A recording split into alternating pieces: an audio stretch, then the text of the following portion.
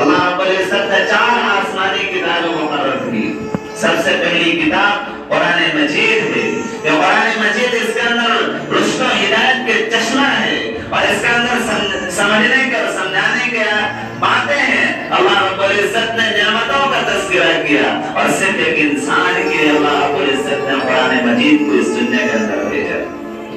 اور یہ قرآن مجید ہمارے نبی جناب محمد رسول اللہ صلی اللہ علیہ وسلم پر اتاری ہے. اور دوسری آسمانی کتاب توریت ہے. توریت کے اندر جو ہے اس کے اندر بھی بہت ساری چیزیں تھی اور جس نبی کے اوپر جو یہ کتاب اتاری گئی اس نبی کا نام حضرت موسیٰ علیہ السلام ہے. اور تیسری آسمانی کتاب انجیل ہے. یہ اپنے وقت کے اعتبار سے یہ کتابیں اتاری گئی تھی اور انجیل حضرت عیسیٰ علیہ السلام پر اتاری گئی.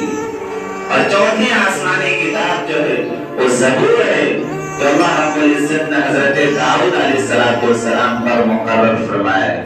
اور یہ کیا کتاب اتاری؟